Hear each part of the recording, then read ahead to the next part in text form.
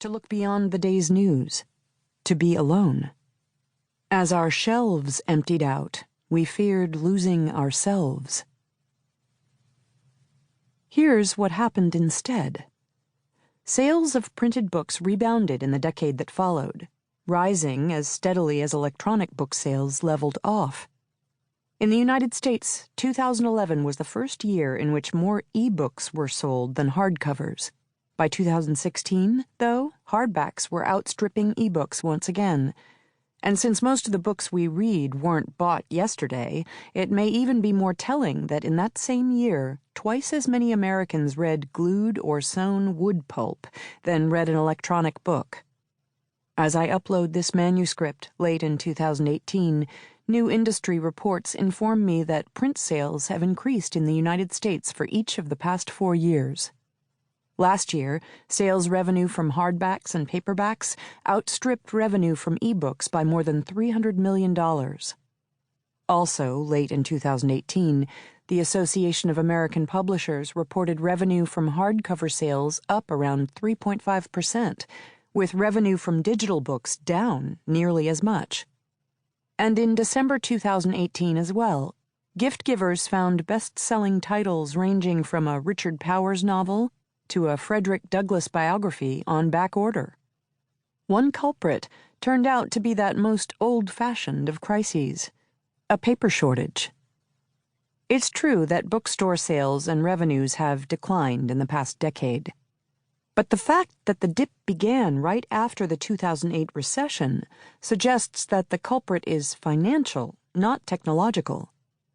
And it's true that a third of Americans in their late teens and 20s reported reading an e-book in 2017, twice the rate of their counterparts over 65.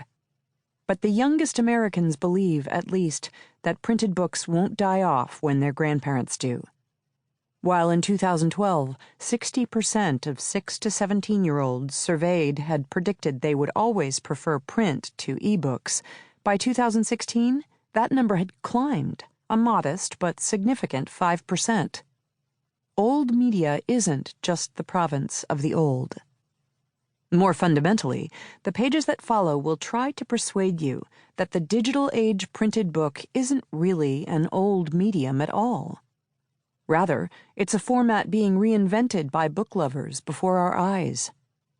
In that sense, our own era continues rather than breaks with a tradition of innovation that has seen new formats emerge over and over again for half a millennium.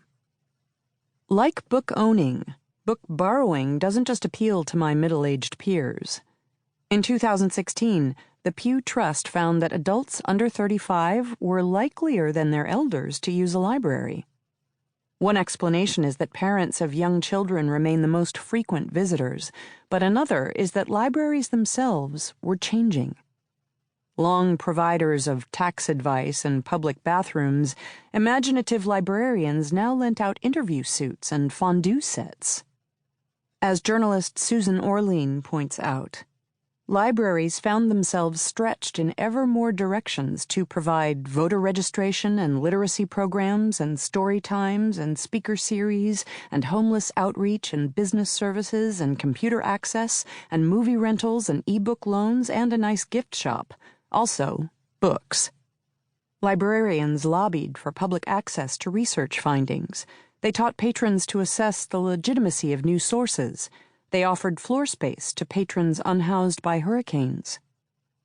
Meanwhile, outside of the buildings officially designated for buying or borrowing them, books began to be handed out by volunteers on subway platforms, donated to barbershops in neighborhoods devoid of bookstores, and read aloud in programs called Pause to Read or Tales of Joy in order to calm cats and dogs cooped up in shelters. No longer just a tool to ferry information from one brain to another, reading began to look like a panacea. Fear seemed to have goaded book lovers into action, and alongside the urge to rescue reading came the itch to understand it. College courses on media history mushroomed.